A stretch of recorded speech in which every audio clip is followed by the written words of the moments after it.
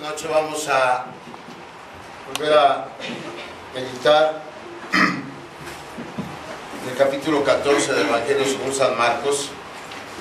Vamos a ver la segunda parte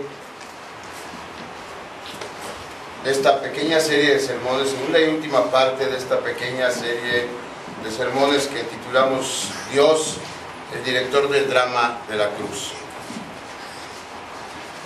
Aquí en el capítulo 14 de Marcos, dijimos ayer, entramos a los eventos que conducen e incluyen la crucifixión y la resurrección de Jesús el Cristo. Esta sección del Evangelio de Marcos podemos reconocerla, dijimos también, como lo santo de lo santo en la Escritura. ¿Por qué? Porque todo en la Biblia conduce a este punto en la historia redentiva. Una historia que inicia en la eternidad con el plan de Dios y se cumple aquí, cuando el Hijo de Dios, encarnado en la persona de Jesús de Nazaret, se convierte en el Cordero que quita los pecados del mundo. Nos estamos enfocando este año entonces en estos capítulos 14 al 16 de Marcos para meditar con la ayuda de Dios sobre este glorioso y largamente anticipado sacrificio que se convirtió en la expiación, el rescate, la redención de pecadores como yo y como ustedes. Ya oramos cada quien pidiendo la bendición de Dios. Incline su rostro nada más. Déjeme pedir la dirección de Dios brevemente. Señor, con humildad te pido que respondas la oración que cada uno de mis hermanos en su lugar hizo, para que tu siervo, Señor, pueda ser claro al exponer el mensaje que tienes para nosotros en esta noche. Bendícenos a través de él.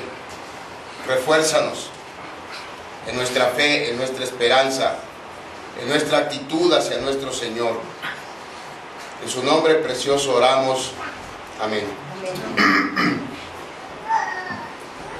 Ayer dijimos que en el drama de la cruz hay protagonistas y que el director de este drama es Dios mismo. Jesús, nuestro amado Señor, es el protagonista en este drama de la cruz.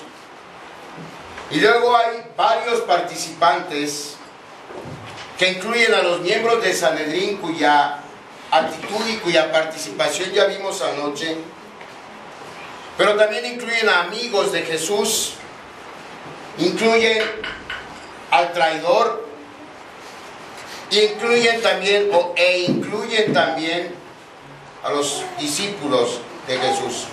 Todos juegan un papel en este drama. Todos actúan en él de acuerdo a su voluntad, siguiendo sus propios intereses y sus propios deseos. Pero todos ellos son orquestados en última instancia por el poder providencial de Dios, que como siempre acomoda todas nuestras acciones, buenas y malas, para cumplir su propósito eterno.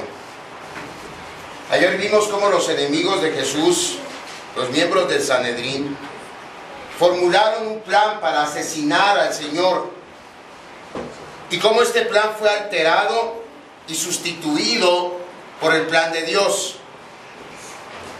Los líderes judíos no querían la muerte del Señor Jesús en la Pascua, y sin embargo eso fue precisamente lo que sucedió, porque ese era el plan de Dios, que su Hijo, que se constituyó como el verdadero sacrificio por el pecado, fuera crucificado al mismo tiempo que los corderos pascuales que habían simbolizado este sacrificio por siglos en la historia redentiva, estuvieran siendo sacrificados.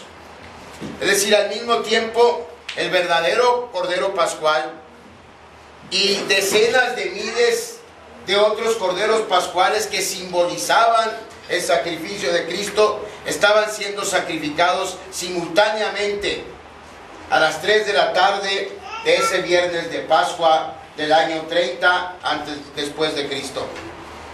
Ahora vamos adelante y vamos a ver, ya no a los enemigos de Jesús, pero a los amigos de Jesús, una de ellas en particular, una verdadera adoradora de Jesús.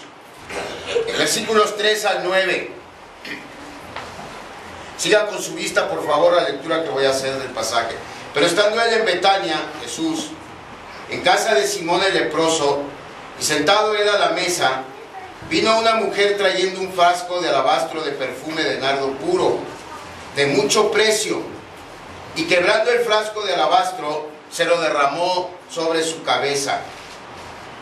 Y hubo algunos que se indignaron dentro de sí y dijeron: ¿por qué se ha hecho este desperdicio de perfume?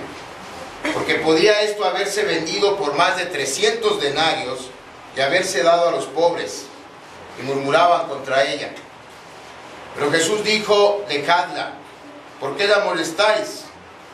Buena obra me ha hecho. Siempre tendréis a los pobres con vosotros, y cuando queráis, les podéis hacer bien, pero a mí no siempre me tendréis. Esta ha hecho lo que podía, porque se ha anticipado a ungir mi cuerpo para la sepultura. De cierto os digo que donde quiera que se predique este evangelio en todo el mundo, también se contará lo que ésta ha hecho para memoria de ella. Aquí tenemos a una mujer que era una verdadera adoradora de Cristo, y que con este acto, de acuerdo a las mismas palabras del Señor, lo estaba de alguna manera ungiendo de manera anticipada para su sepultura. Y por cierto, una nota marginal: en Lucas capítulo 7, versículos del 36 al 50, se menciona a otra mujer en otra ocasión, en otro lugar,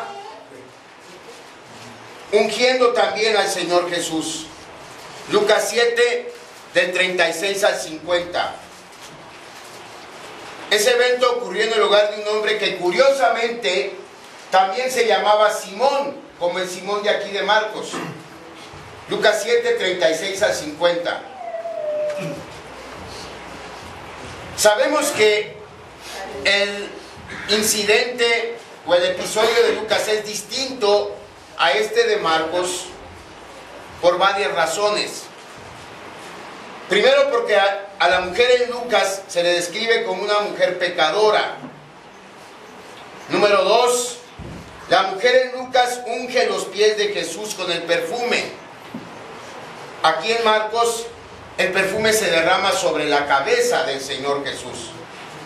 Y por último, al Simón del Evangelio de Lucas se le nombra Simón el fariseo. Por cierto, en el Nuevo Testamento se mencionan más de 10 Simones, para que nos demos una idea de lo común que era este nombre en tiempos bíblicos, ¿no? 10 Simones hay distintos en el Nuevo Testamento. Y si vamos a los escritos de Flavio Josefo, él menciona a 20 Simones distintos. Comento esto porque en ocasiones pensamos que por llamarse igual los dueños de las dos casas, el incidente es el mismo, pero no es así. La mujer a la que se refiere Marcos no era una mujer pecadora, al menos no en el sentido en que lo era la mujer de Lucas, o la mujer que se menciona en Lucas, que muy probablemente, por lo que se menciona en el relato, era una prostituta. Se trataba, según lo relata Juan, en un pasaje alterno a este, y déjenme decirle, estoy haciendo varias notas aclaratorias, una más, ¿no? Cada vez que yo les diga, como menciona Lucas, como menciona Juan, como menciona Mateo, es porque sabemos que varios de los episodios en el ministerio terrenal del Señor Jesús fueron registrados en más de un evangelio. ¿sí? Por ejemplo, este del que estamos hablando se menciona tanto en Marcos como se menciona también en Mateo, en Lucas y en Juan. Es decir, este episodio se menciona en los 4 evangelios. Y aunque no son exactamente iguales, se refieren a lo mismo, y la ventaja que tenemos con estos distintos registros es que lo que no se registre en uno, o un detalle que se omita en un registro de un evangelio, lo podemos obtener del registro paralelo en el otro. Por eso hacemos esta mención, ¿sí? Bueno, eso es nada más una aclaración. Bueno, el chiste es que la mujer que Marcos menciona, también la menciona Juan en este mismo relato que él hace. Y esta mujer se trataba ni más ni menos que de María, la hermana de Marta y de Lázaro. A esa María, o esa es la mujer que Marcos menciona aquí en su relato de Marcos 14. La de Lucas 7 es una mujer distinta. Ahora, quiero que noten también cierta variedad en cómo Marcos registra esta historia. Versículo 3. Pero estando él en Betania, dice Marcos. Y aquí, si pusimos atención ayer, nos debe botar una pregunta. ¿Cómo es eso? Los versículos 1 y 2 que vimos ayer se desarrollan el miércoles de Semana Santa en Jerusalén. ¿Cómo es que de pronto, en el versículo 3, ya estamos en Betania?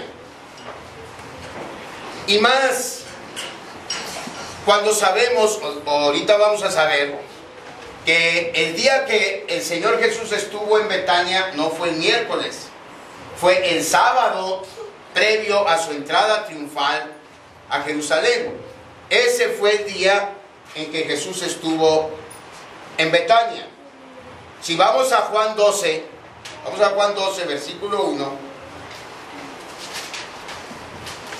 ahí dice Juan: 6 días antes de la Pascua vino Jesús a Betania.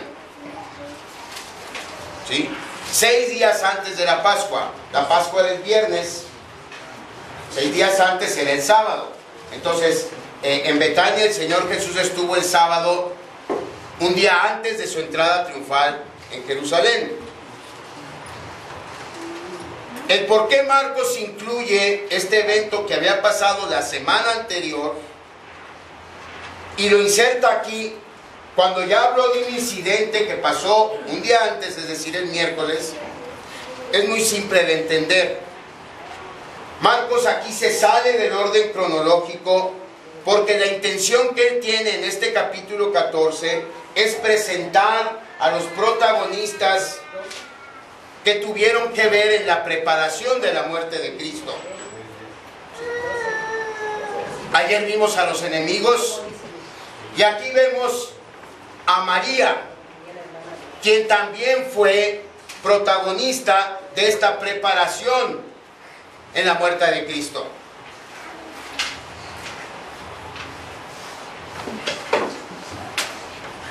Marcos primero presenta a los enemigos de Jesús y después hace un giro diametral y presenta a esta verdadera adoradora de Cristo, que hace su parte ofrendando para su maestro la unción de su cuerpo para la sepultura.